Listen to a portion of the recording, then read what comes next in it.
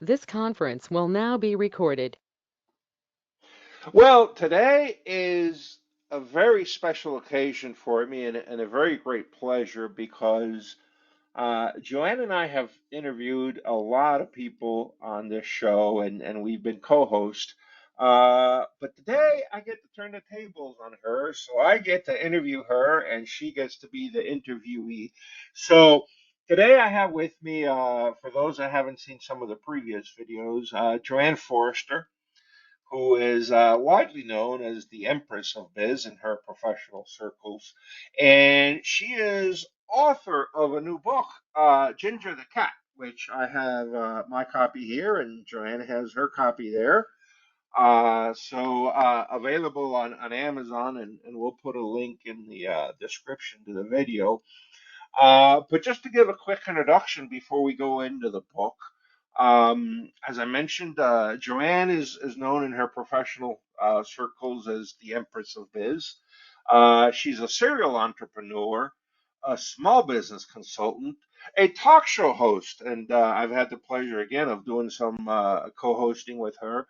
President of the Pennsylvania Women's Hall of Achievement, speaker, writer, and author. I don't know how she finds time to do all that. Oh, and cook. I don't even have that in my notes. I forgot that one. Cook.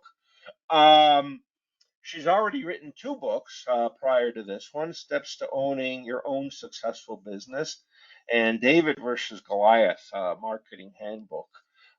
She's also written an award-winning children's book, The Gift of Holiday Valley, and now Ginger the Cat. So, JoAnn, it's a pleasure to have you on here and be able to turn the tables on you. So, welcome. Well, thank you so much, Sal, for having me here. Uh, I'm delighted that you can turn the tables because this book was truly a labor of love. And I know you're a cat lover. You have cats, and they're just marvelous, enigmatic creatures. Well, I wasn't going to admit to having cats, but I guess you put it out there for everybody to know. Um, so actually, that fits in well to one of the things I wanted to ask you is, I know you've had many pets before, and like all pets, I'm sure all of them were very memorable, quirky, adorable. But why was Ginger so special and so particular that she got her own book? That's a good question. Ginger was a cat who absolutely insisted that she go home with me. I had been on a business trip. It had been a productive but an exhausting business trip, and I decided to stop at the bed and breakfast, the Bernard House in Emlington, PA, because frankly I was too tired to drive, and I knew the owners and they had been previous clients, so I called and they had room. And I had lost both my cats within the last 4 months. And Sal, I swore I would never have another animal as long as I lived. I just didn't want to go through that heartbreak. And when I arrived at the B&B and I settled down, which overlooks the Allegheny River, it's really, really pretty up in Elmington, PA. This golden orange fur ball was laying at my feet and courting my attention. And I said to the owner, I said, oh, I see you added a cat. And she said, we're taking care of this cat, but this cat was thrown out of someone's door, out of a window, and she survived, and she's a lovely cat. But I don't want to have it in the B&B because somebody is always allergic. So and she said, and Norma says, it looks like she likes you, and she's rolling at my feet and she's purring, and I told her, I said, Norma, there's no way I'm getting another pet, dog, cat, ferret, whatever. I said, my heart's been broken. I don't want to do it again. Well, so then I went upstairs to rest, and the next morning I'm down there on the porch very early, reading the paper and just unwinding, and there's the cat. And she's rolling at my feet. And I told her very sternly, no, you're not going home with me. And she just kept rolling at my feet. So I'm reading my paper, And Sal, she jumped up on my lap, pushed herself underneath the paper, put one paw on the left cheek or one paw on the right cheek, and went most nose with me and said, meow. That was it. That was it. So, she had to come home with me. And, I never had a cat court my attention that strongly. And we bonded from the very beginning. And she had a sassy attitude, somewhat like her own her owner. Um, and I just admired her. And when I got hurt, when I had run into brain trauma, this cat, once she figured out what was going on, she became my protector, my nurse, my boss. Um, and she was just there during a very difficult time, and she just would not leave me alone. So that's what happened. She picked me, and that was it. Well, that is how it goes. Cats do pick people. That I've heard, and that I can tell you. Now, let me ask you a sort of a related question. When you first uh, told me that you had written a book about a cat, I had just assumed that it was going to be a book for children, a book for kids, and especially because, as I mentioned in the introduction, you had already written a book for kids, The Gift of Holiday Valley. Um, and this is obviously a book for adults. So why did you make it for adults as opposed to kids? Um, that's the way the story took. You start to write, and the story takes a life of its own, and that's how it turned out. Now, what I have found is I have a friend, Margaret Campbell, in California who teaches fourth graders, and she had an early copy of the book, and the kids in fourth grade love the book. In fact, she Okay, just ordered 5 more for her school. But the story is when you start to write, and I've written other things, it takes a life of its own, and there's no stopping it. There's just no stopping it. So I thought if I could, it had a voice and it was telling me what it wanted to say, just somewhat like she wanted me to talk to her. That's the way it turned out. okay. So interesting. So you didn't have an audience in mind. You just started writing, and then this is the result. I thought I was going to write for young from 10 up, or try to make it fun for kids and that. And it turned out more for an adult, and it also had some of my story in it too. Sure, sure. Yeah, yes, sir. Obviously, we don't want to let the cat out of the bag, but it is a story about the cat. It's also a story about you, and some maybe difficulties that you had in your life. So yes, it's interesting from both aspects. Um, Let me ask you a question. One thing that you mentioned in the book is that cats have two names. Um, could you talk a little bit about that and kind of explain that? Because that's something that I had never heard before. It's something I didn't know. So I want to understand a little bit better. What is this about the cats having two names? Well, I discovered a long time ago, because I've owned pets since I was a little girl, that if you really, especially cats, want them to pay attention to you, you have to respect them. And the idea, I think a cat has names that the mother cat gives them that their other fellow cats recognize. But for their human bosses, their human companions, let's put it this way, we're not their boss, we're their companions. And in some cases, they're servants. Um, I always had the idea, let my animal pick their name, and especially cats. dogs are, oh yeah, I like you, ha ha ha, call me something, But cats, if you let them pick their name, and I do this, and I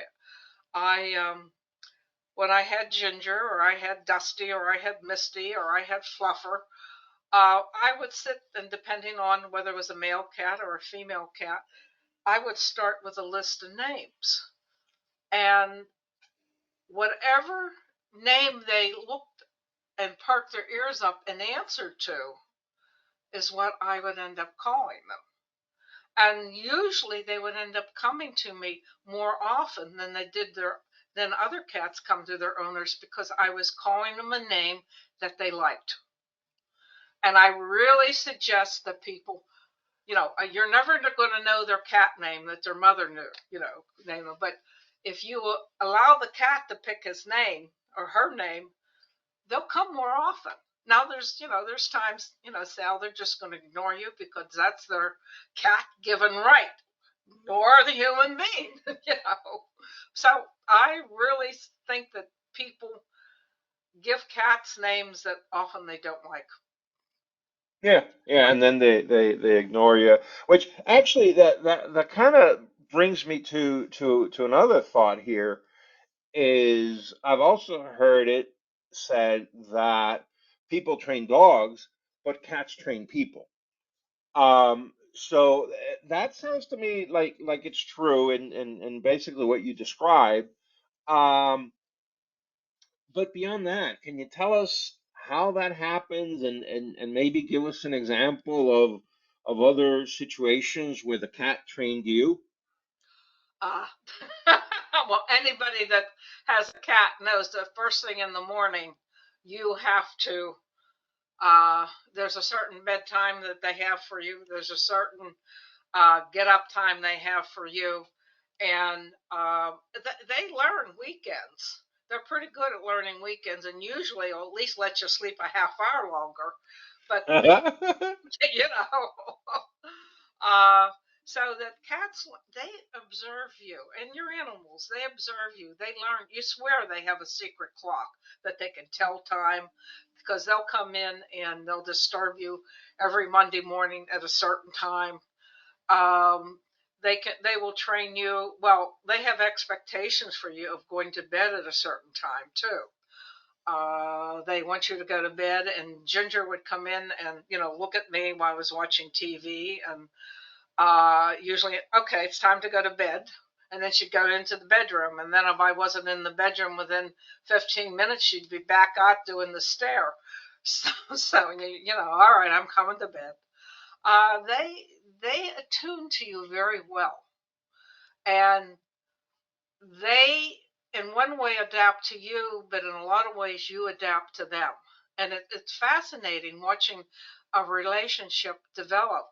And people think cats are standoffish. They're not. They just have a different way of communicating, and you just have to learn to speak cat. I call it catalese, you Yeah, know. as But opposed to Catalan.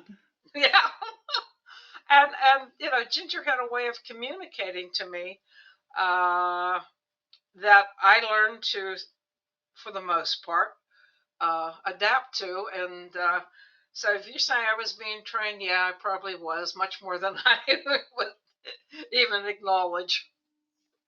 Oh, that's funny. Now, let me so it's funny that you said that the cats can come off maybe as standoffish. I know they're famous for being independent, and I know in the case of Ginger in particular, she would leave the house and go around the neighborhood and cross the street, and well, I'll leave it there because I don't want to give everything away, and people can read the book to discover what she did and her little adventures when she left the house. Um, but I do know from personal experience that if you leave on a business trip for a couple days, a week or two, even though they leave the house, even though they're independent, they get upset when you leave. Yeah, And it's very interesting because when you come back, dogs get all excited. They're wagging their tails, they're licking you, they're jumping up and down. Uh, but cats pretend, and I'll use the word pretend. Cats pretend to be offended. They ignore you. They literally lift up their tail and walk away. Um, so I guess my only question there is, are they passive aggressive? Uh, I'm sorry, repeat that question again. Are cats passive aggressive with this psychology of, hey, I can be independent, but if you leave, I get offended, and then when you come back, instead of being happy, I'm upset that you left me. Well, yeah, they have. You've disturbed the routine. They depend on you in ways that you don't realize, and if you're not there, their world is not as safe. So that we don't think of it that way, but in studying all the different things that I've had in researching this book, uh, they are very territorial, and you are part of their territory. So that when you disrupt their territory, their life, they do let you know that they didn't appreciate that. It was so bad the one time that when I was traveling a lot uh, to go out Midwest, and I thought I was doing Ginger the cat a favor. I found this luxurious cat spa, and I put her in it. Well, I was gone almost 2 weeks, and when I came back, the owner said, "We almost called you and had you come back." She had stopped eating, she had stopped drinking water, she wouldn't associate with any of the cats. We had to separate her, we had to move her into a different location, and we didn't think she was going to survive because she refused to eat, she refused to go to the bathroom, she just shut down completely. The only thing that happened differently that changed is my son, the owner's son, started to pick her up, carry her around, and took her in and had Ginger sleep with him, so that she had a human, and that you really, if you're going to keep her and you're going to travel, you're going to have to hire someone. Keep her in her surroundings. She cannot be separated from her surroundings, and the memory of you. And then I started to remember that she had originally been abandoned. She had been thrown out of a car. So her separation anxiety, even though she was sassy and independent, when that was threatened, her separation anxiety, she just shut down. So that was when I started to hire cat sitters, and she did much better. But I could never leave her anywhere else but in her house, and she would go into my bed, and then she would eat about half of what she would eat, and she would just then wait until I come home. So they Yeah, are much more affectionate and bound to you than you even think. yeah. Oh yeah, yeah. No, they. Again, people think that they're standoffish, whatever, independent, but they do make a very strong connection with their human. Absolutely, and yes, they will get offended, they will stop eating, they will get worried. I mean, it's Yeah. everything all together. Um, Let me ask you a question, and again, being a little careful here, not to give away too much from the book. Um, but I know Ginger had a special affinity for Christmas. Um, Yeah. why why this holiday in particular? Was it the Christmas tree, the lights, I don't know. I mean, I am particular to Halloween, but again, Ginger was particular to Christmas. Why that one of all the holidays? I honestly don't know, but everything about Christmas, bright, shiny bulbs, Christmas cards. Any crafts, she had to be right in the middle of it. The tree she was absolutely fascinated with. And if she had her way, the day after Veterans Day, I'd start decorating, and she thought that was fine. I would make Christmas bulbs. She would. I have pictures of her sitting there watching me. Just everything about it, the ribbons, the bulbs, the bright shiny things were just wonderful, and she thought that was all designed for her. So Okay. I even made up a special song for her. Uh, Yes, yes, which is in the book. yes, and I took this song, "The 12 Days of Christmas," a partridge in a pear tree, and I turned it into a partridge in a pear tree. And I made up 12 different verses. And in fact, my book signing last week at the Glass Kaleidoscope, I read the whole poem, and everybody was like the partridge and a part, in the regular cheese, 5 golden rings. People were doing 5 golden crowns, four. They were all starting to sing it at the end. So it it was a magical time for her, and for me because it was fun watching her. Knocking the tree over was not that much fun, you know.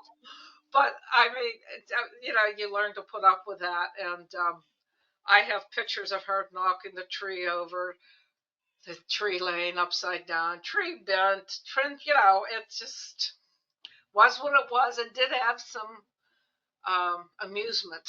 You never knew. And if you're a cat owner, you get to the place, if you hear a clunk in the middle of the night, that's the cat. You just turn over and go to sleep. Well, and actually that brings me to a point. I suspect there's two types of people that at least hopefully two types of people that will be looking at this video. One is the people that already own cats, so they're just relating to this and they're following along and nodding and say, "Yep, yep, that's the way it is." But hopefully there's another group of people that are considering getting a cat, and this is part of their research. This is part of their evaluation. Right. So I think maybe the takeaway for those folks is you better be prepared to have some patience, have some adventures, and recognize that it's not all going to be smooth sailing. So hopefully that group of people that are watching this are taking this away. Actually, let me ask you this, and we you kind of alluded to it a little bit earlier, and it comes out in the book throughout the book. Ginger had many roles in your life. One was very clearly royalty and ruler of the kingdom. We won't go into that, but that's an important one. The other one I'll call chief of staff, for lack of a better term. Also nurse, also security guard and jewel thief, and it was interesting to me at the same time. So you have your security guard also being your jewel thief. Okay, fine. And a lot of other roles. Um, but do you think there was one role in particular that was her favorite, and what makes you think that? I have to think one was a favorite for her. Well, there was one that changed. When I had my operation for a brain aneurysm, and I was away for 6 weeks. Uh, and friends took her, and no one expected me to be gone that long. I was supposed to be gone only 2 days, the doctor said, and then everything went wrong. What? And I was gone. I was in the hospital and I was in the rehab, and I came home after 6 weeks. And after a day or two, my friends brought my cat back, friend Leanne and her mother, Anna Marie. And at first she did the "I'm not even going to talk to you." Uh, yeah, you don't exist, human. She inspected the whole house. She went over everything. And then she finally decided to, oh, maybe I'll sniff your shoe. And then she took one sniff of my shoe, Sal, and it was like, oh my God, something terrible happened. And she jumped up on my lap. She sniffed me all over. She sniffed my head. And it was like, oh, something really bad happened. And that was it. She was my constant guardian and nurse. Uh, and she would not leave my side.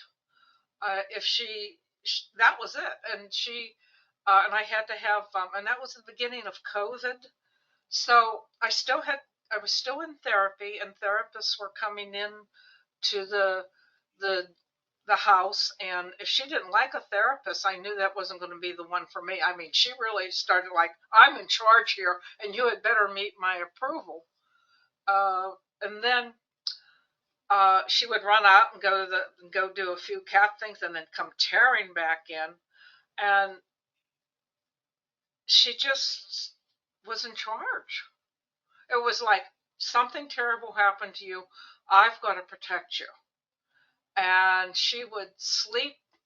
There's a picture of it in the book. She would sleep with me, and in the morning, her paw would be on the top. One paw would be on the top of the left wrist, and the other paw would be underneath the left wrist, like she was taking a pulse. And in the beginning, I had some really bad migraines, and dizzy spells. And when I would wake up in the morning, she would be there checking my wrist, doing my pulse, whatever she was doing. And if I tried to, and she would look at me, and if her claws went out, never broke the skin, never hurt me, but if her claws went out and she meowed, I knew that I had better lay still, reach over, take my medicine, stay calm until that medicine took effect, or I was going to have a terrible day. So her role became nurse in charge. And that never stopped. That only stopped a couple weeks prior to her leaving me, and I knew it was time, because she just decided that I needed a nurse. Yeah. That's Well, yeah, it's amazing. One, how they can figure out what you need, and two, how they get so in tune with if you're feeling sick, if you're feeling sad. I mean, they can detect emotion in humans so accurately and in such a detailed fashion. Because yeah, if you know, in your case, it was being sick, but sometimes people are down, they're sad, and yeah. they come around and either commiserate with you or try to pick you up or do something, but they definitely notice. It is amazing, or if it's trouble at work or whatever the case may be. Um, Let me ask you this, and again, we kind of talked a little bit about this, but I want to ask it more specifically.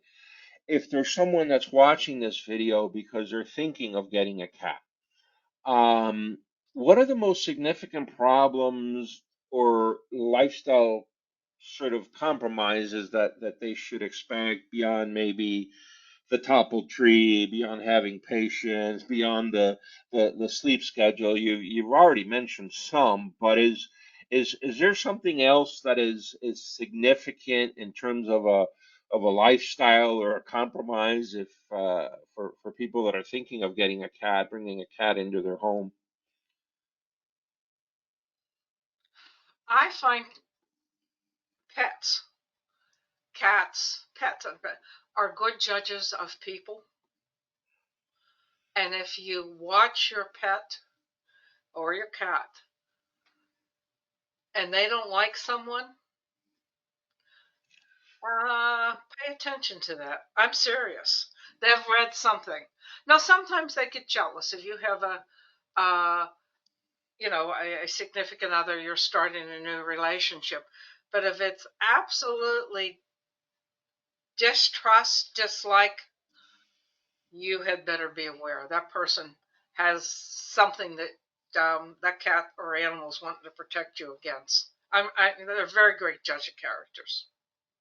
Oh yeah, there's people that because you're right. I agree with you, and I don't know how they do that. Some people say that they have like a sixth sense or an ESP or something. I'm not going to say yes or no to that. Everybody can make their own judgment. But what is true is exactly what you said. If somebody comes into your house to do a service, whatever it is, clean, electrician, plumber, or whatever, and the dog or the cat doesn't like them, there's something going on. Hide the jewels. Yeah, yeah, exactly. Um, so a cat, I mean, a cat likes to be independent, some more than others. So, and others want to be with you constantly, and they will adjust to your personality if you give them time. I think like dogs. There's a saying in the books. Dogs want to be liked, and they'll do anything to make themselves likable. Cats expect to be liked.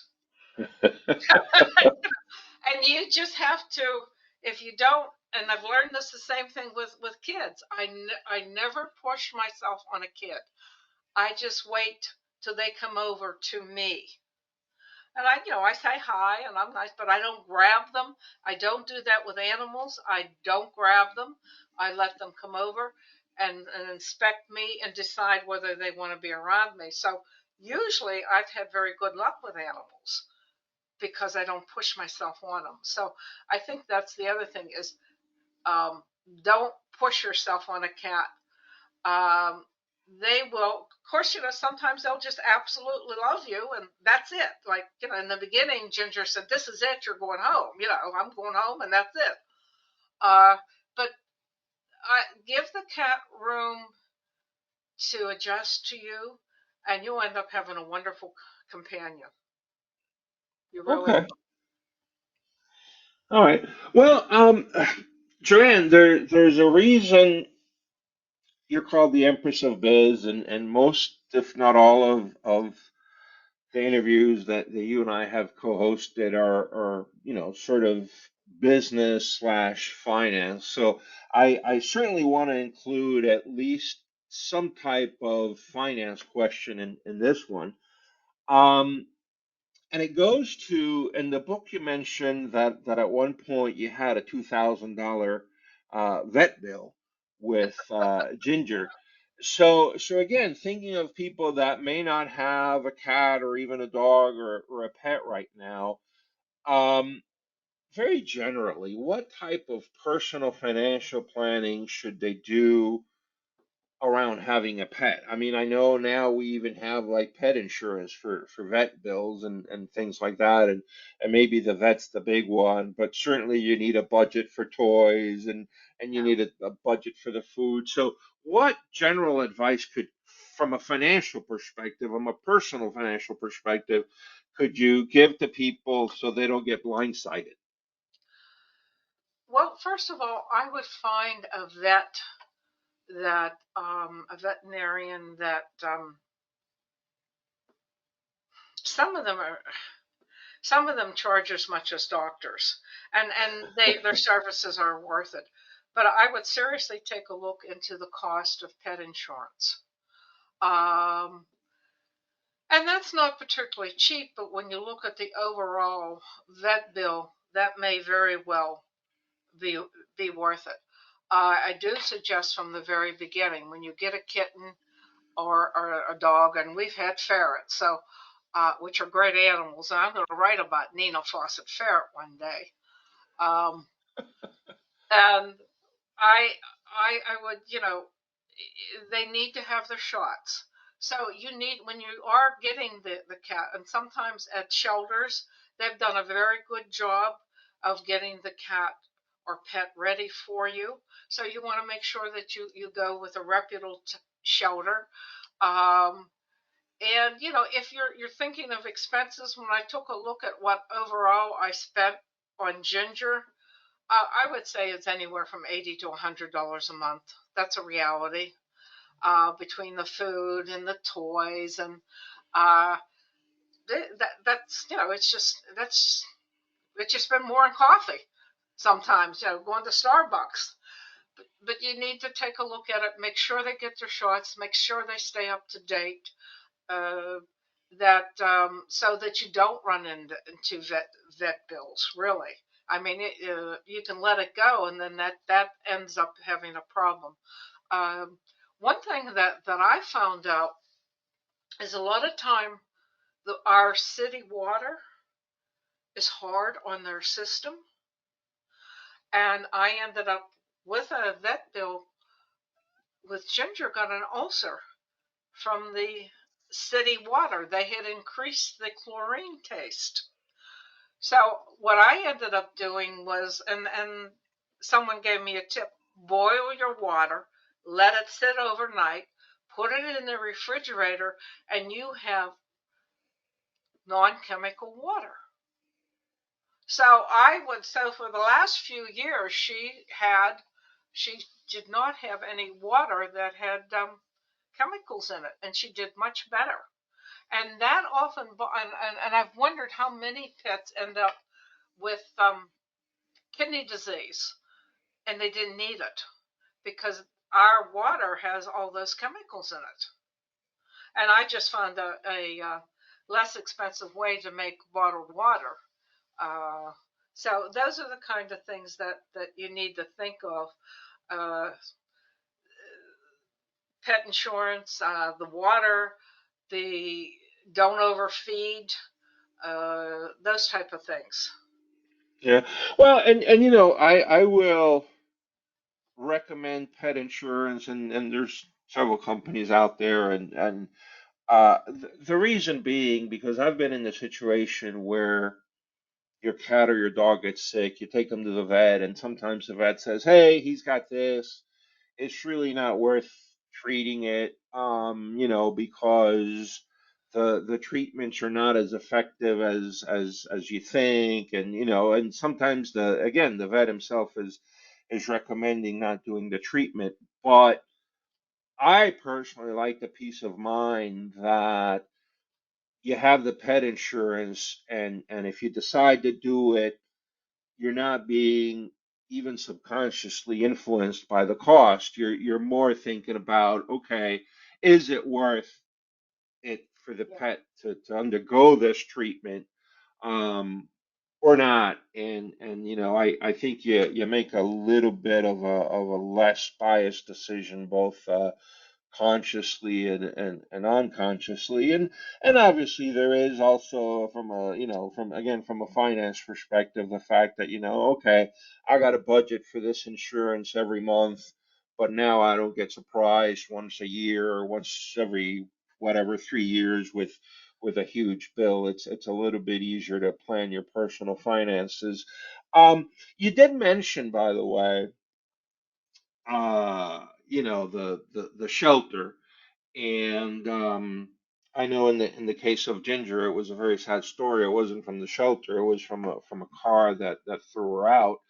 Um, I will say this: I volunteered at our local shelter a while back for a long time, and sometimes when the economy wasn't doing so hot, you would have people turning in their pets because, frankly, they just couldn't afford them anymore.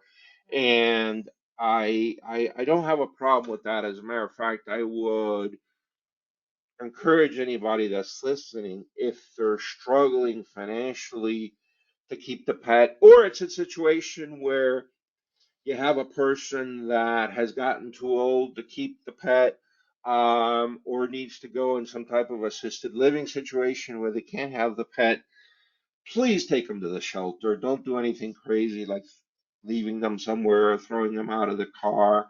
Um, the shelter's there for that purpose. They'll be more than happy to take them in and then find another place for them. And there's no kill shelters.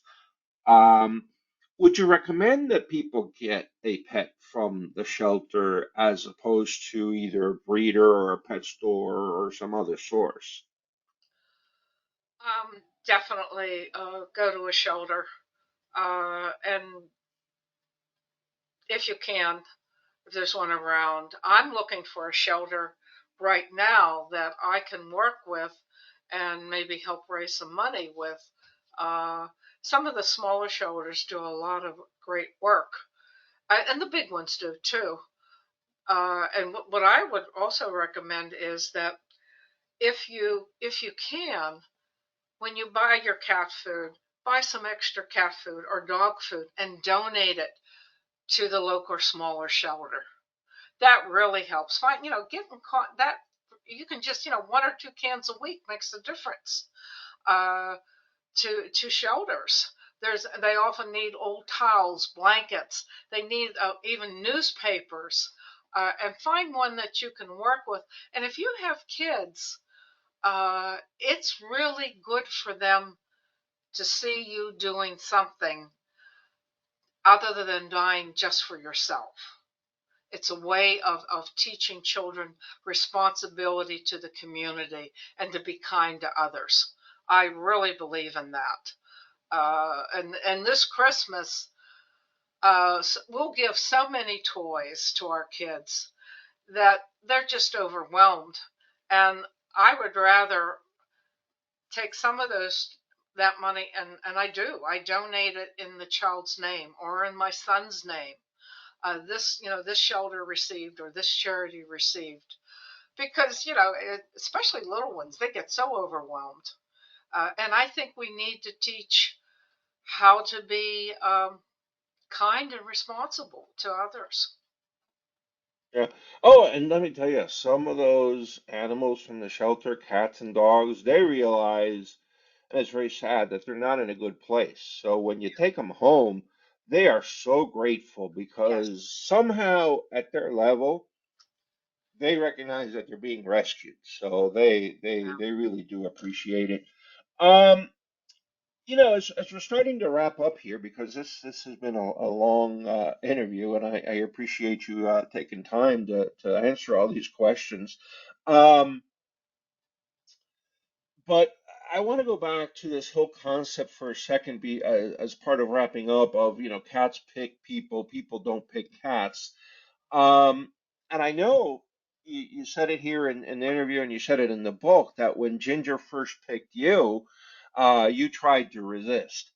Uh, Maybe for not that long, you had no choice but to give in. Um, so with that as a context and that as a background, um, are there any more cats in your future? Yes, yes, there is. I had promised her, because she had also been my muse, and I still have her bed at the bottom of my desk, at where my computer is. And when I would be writing, my foot, usually I have my shoe off, and her one paw would be on my foot.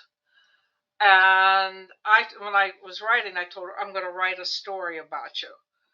And I couldn't even think of another animal until I finished her book. And then as soon as I loaded it up to the publisher, it was like a switch went on. I thought, oh, I'm ready for a cat. I'm ready for a pet.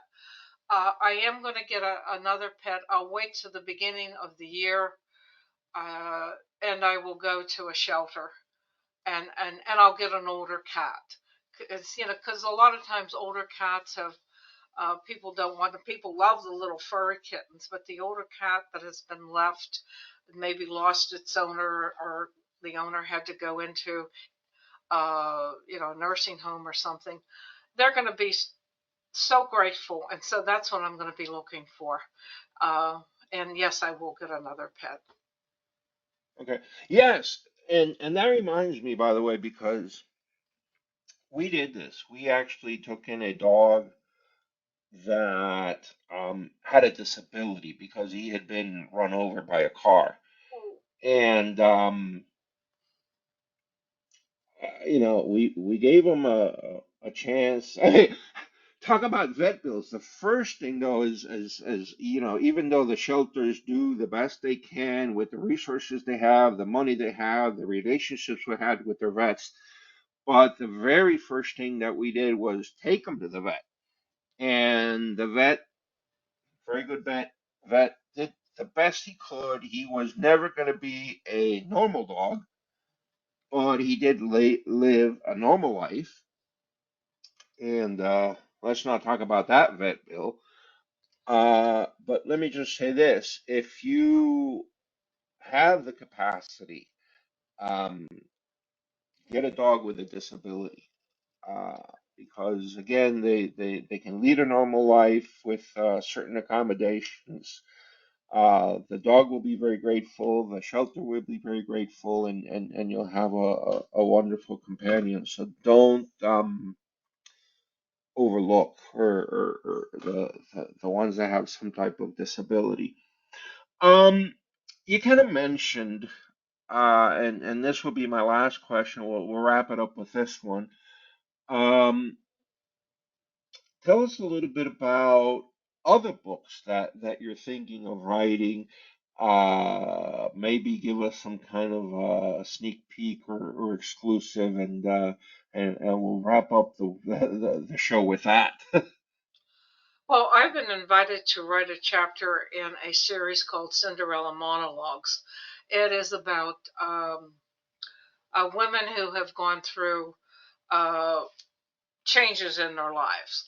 And the my publisher, she does it, Mila Johansson, from Pen to Publish, and she asked me to contribute to my story in the Cinderella monologues, a somewhat condensed version of the story of the cat and me, and how uh, we got through um, a very difficult time. I mean, I had 1 out of 4 chance of making it, and then making it so that I was articulate and could be able to function on my own. No one knew. The dice were up in the air, so to speak.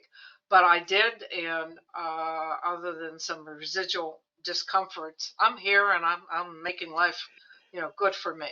So I'm going to be writing about that. The next story I'm going to be writing, and I have 4 stories started. I get these ideas and I drive myself crazy. The next story I'm going to be writing about is Lily the Shy Teenage Water Dragon. How about that? Oh boy.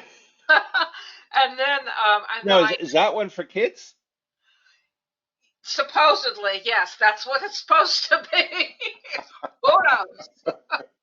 I love these authors who say this is what it's going to be, and that's not what's going to happen with me. It's like, okay, let's see where we go.